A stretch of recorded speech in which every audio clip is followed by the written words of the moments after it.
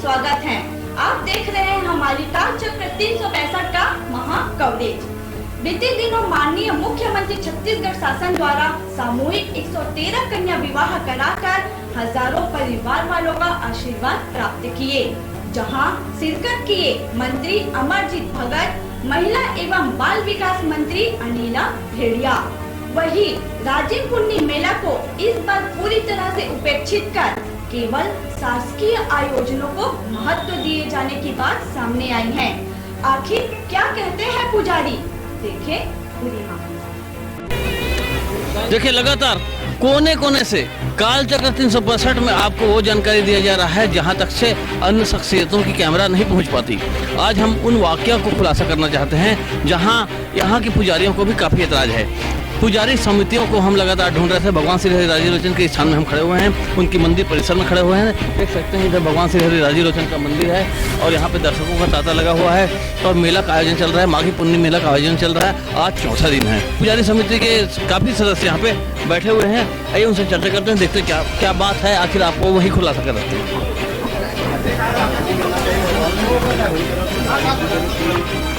अच्छा जी, नमस्कार मामा, प्रणाम। क्या चल रहा है?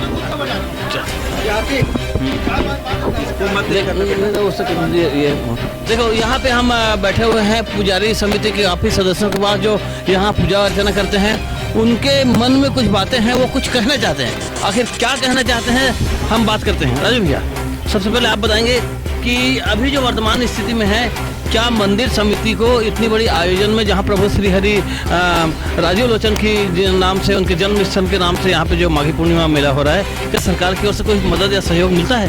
क्या आप कुछ कहना चाहते हैं? जी नहीं, आज तक के ऐसा कोई सरकारी सहयोग यहाँ नहीं मिला है और ना ही किसी प्रकार से पुजारी समिति के कोई पदाधिकारी और ट्रस्ट कमेटी के कोई पदाधिकारी को टास्क फोर्स मीटिंग में रखा गया है। जो भी वो आयोजन होता है, अपने स्तर में टास्क फोर्स समिति बनाए हैं, वहाँ बैठ कर के निर्णय लेते हैं। और मंदिर में गवर्नमेंट की तरफ से आज तक ऐसा कुछ भी नहीं है। शासन को तो इस मंदिर को यहाँ से लेकर कुलेश्वर नाथ तक के अयोध्या की तरह सजा देना चाहिए। हम शासन से कोई अनुदान नहीं मांग रहे हैं, पैसा नहीं मांग रहे हैं। उस समय जब स्टार्ट किया गया था राजिम कुंभ का, तो 2-4 साल तक के भगवान का पूजा अर्चना के नाम से नगर पंचायत के थ्रू 5,000 रुपया आता था, जो भगवान के भोग यानी अभिषेक के लिए दिया जाता था। वो भी यानी कुछ वर्षों से बंद है। यही कहते हैं कि इस नगरी को, मंदिर को ऐसा सजाए सरकार, जैसे बाहर में लाइट डेकोरेशन कर रहे हैं, दुनियादारी कर रहे हैं। काहे के लिए कर रहे हैं? और मंदिर को ही दिखा करके तो आप आस्था का केंद्र बनाओगे इसको। मेला तो हजारों जगह होता है, लोगों की भीड़ हजारों जगह इकट्ठा होती है, लेकिन आप जिस पर्पस को लेकर के इतना बड़ा आयोजन कर रहे हो, वो मंदिर कहीं फोकस में नहीं है। बृजमोहन के समय में ऐसा कुछ बात देखा गया था जिसमें विदेशी पर्यटक काफ़ी आते थे। ऐसा संभावना नहीं दिख रहा है। यानी कि सही अर्थों में यह कहा जा रहा है, अभी हमने सुना है कि ये जो आयोजन है, ये केवल सरकारी आयोजन, यानी कि मंदिर के बाहर के आयोजन को भव्यता दिया जा रहा है। दुर्भाग्य की बात है, जिस श्री हरि के नाम से आदिकाल से ये परंपरा चलते आ रही है, उस श्री हरि को फोकस करने के लिए, उनको हाईलाइट करने के लिए किसी भी किस्म का यहाँ पे कोई नहीं लिया जा रहा है। दुर्भाग्य की बात है। यहाँ धर्मशाला नहीं है, रेल की सुविधा नहीं है, यहाँ बाहर से पर्यटक आते हैं, उसको ठहरने के स्थान नहीं है। तो ये सब सुविधा मूल सुविधा है, आवश्यक है, उसको करना चाहिए। उधर उधर का जो खर्च है, व्यस्त के खर्च करते हैं, तो इसको अन्यथा ना लेते हुए यहाँ की सुविधा जो है, यहाँ धर्मशाला खुलना चाहिए। बड़े बड़े 2-4 धर्मशाला होना चाहिए नज़दीक में, ताकि बाहर से पर्यटक आए, रुक सके। रात को 2 बजे आए, धर्मशाला कहाँ है भैया? नहीं है भैया। बाथरूम कहाँ है भैया? नहीं है भैया। तब क्या करें? नल वाले नहीं है। बाहर में नल लगना चाहिए, सुविधा होना चाहिए। जैसे इसकी माने भव्यता है उसके अनुसार से सुविधा भी होनी चाहिए।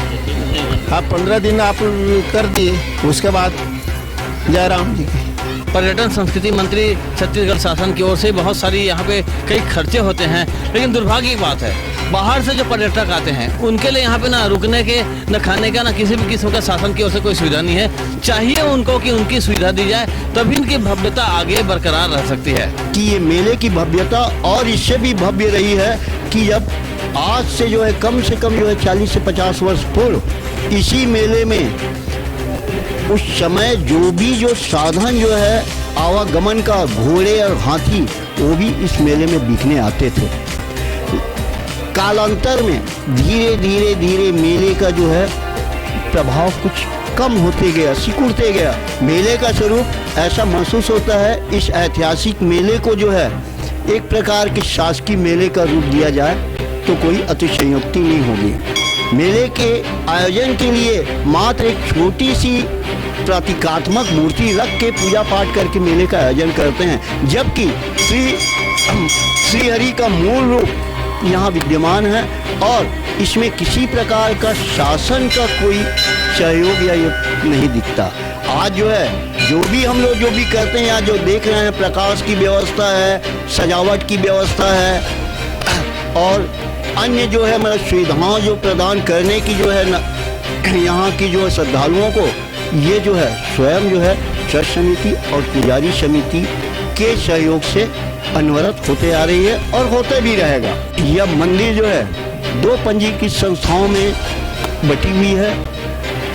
पुजारी समिति है एक पंजीकृत संस्था जो भगवान राजीलोचन की आंतरिक व्यवस्था, पूजा पाठ और लोगों को जो है सुविधाएं प्रदान करना श्रद्धालुओं को, ये पुजारी समिति द्वारा होता है। और बाकी जो भी जो है भगवान का जो है शुरू से भोजन से लेकर श्रृंगार से लेकर रात्रि आरती तक के जो व्यवस्थाएं जो होती है वो ट्रस्ट के अधीन होती है। ये बाहर व्यवस्था है और आज शासन का किसी प्रकार का न कभी सहयोग मिला है और न हमको किसी प्रकार की सहयोग की आवश्यकता है।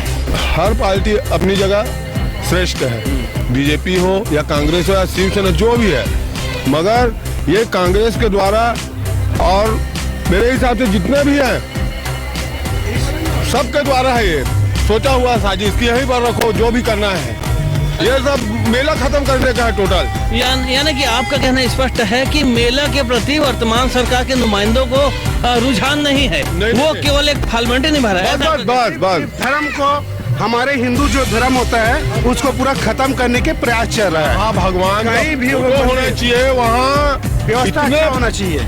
देखो ना, उस टाइप से देखिए भाई साहब का कहना कि जहाँ पे भगवान श्री हरि राजीव लोचन के नाम से मेला का आयोजन किया जाता है और ये माघी पूर्णिमा मेला जो है भगवान श्री हरि राजीव लोचन के जन्म के नाम से 15 दिन तक से मनाई जाती है, आदिकाल परंपरा से मनाते जा रहे हैं। लेकिन दुर्भाग्य की बात है, आप देख सकते हैं कि जितने फोटोग्राफर लगे हुए हैं, कैमरामैन जरा ध्यान देंगे कि यहाँ पे कहीं पे भी भगवान श्री हरि राजीव लोचन की कहीं पे यहाँ पे तस्वीर नहीं लगी हुई है।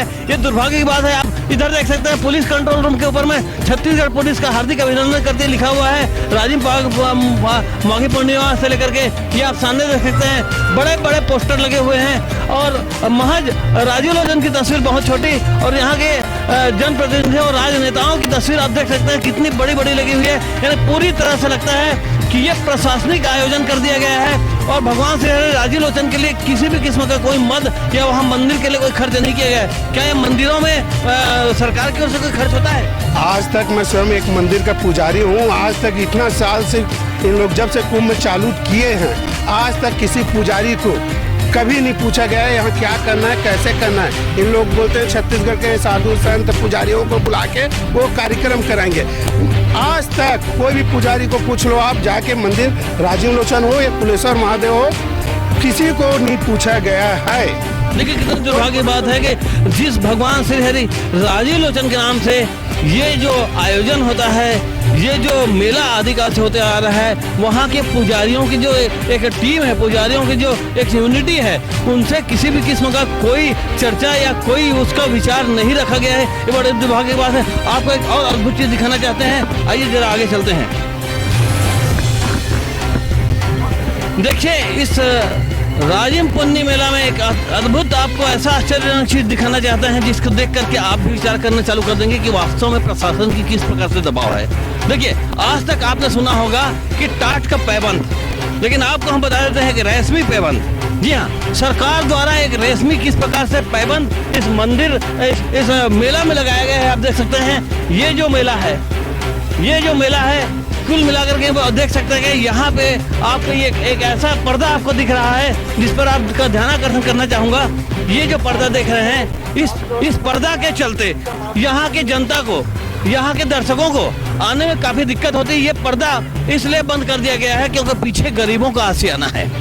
यानी कि हमारे छत्तीसगढ़ शासन में लोगों को, गरीबों को दिखाना न उचित नहीं मानते हैं। इसके पीछे आप देखेंगे यहाँ पे गोमचे वाले, ठेले वाले व्यवसाय कर रहे हैं। वो गंदा दृश्य ना दिखे करके इस प्रशासनिक यहाँ पे जो गाड़ियाँ खड़ी होती है वहाँ पे पर्दा डाल दिया गया है। इस पर्दा से सबसे बड़ी दिक्कत आते हैं कि शाम होते ही दर्शकों का आना जाना मुश्किल हो जाता है। पर्दा देख करके उनको अनुभव होता है ये सरकारी जगह आना उचित नहीं है। जबकि इधर आपको दिखा सकते हैं ये मंदिर का मुहायना है। मंदिर जाने का, मंदिर से कुलेश्वर महादेव से लेकर के आपका राजू लोचन मंदिर जाने का मुहाना है। और इस मुहाना में दर्शकगण आ नहीं पाते, उसका मात्र कारण है इतनी बड़ी, आप देख सकते हैं, रेशमी पैबंद, सरकार द्वारा लगाई हुई है रेशमी पैबंद। और आप देख सकते हैं कि किस प्रकार से भगवान श्री हरि राजू लोचन का जिसके नाम से ये मेला आयोजन होता है 15 दिन का, जो आदिकाल से होते आ रहा है। यहाँ पे भगवान श्री हरि राजू लोचन का कहीं पे भी आपको एक तस्वीर नजर नहीं आएगा। उनकी तस्वीर पूरे विलुप्त कंडीशन में है और यहाँ केवल राजनेताओं की तस्वीर आप देख सकते हैं। बड़े बड़े फ्लैक्स में, बड़े बड़े पोस्टरों में, बड़े बड़े होल्डरों में केवल राजनीतिज्ञों का यहाँ पे तस्वीर आप देख सकते हैं, बड़े बड़े। और किसी भी किस्म का कोई राजू लोचन भगवान की यहाँ पे कोई मान सम्मान संबंधित कोई इस प्रकार से व्यवस्था नहीं की गई है। हमको यहाँ के पुजारी समिति ने भी बताया है कि यहाँ मंदिर की व्यवस्था के लिए केवल वो अपने ट्रस्ट की ओर से करते हैं, सरकार की ओर से कोई मदद नहीं मिलती। ये बड़ी दुर्भाग्य की बात है, सोचने लायक बात है। यही कारण है कि माघी पूर्णिमा मेला का यह आयोजन जो आदिकाल से होते आ रहा है पूरी तरह से गर्त की ओर जा रही है। यहाँ पे भीड़ों की कमी आ रही है, भक्तों का आना जाना कम हो गया है, श्रद्धालुओं का श्रद्धा पूरी तरह से प्रशासनिक दबाव के नाम से दमन होना चालू हो गया है। कथा संग्राम की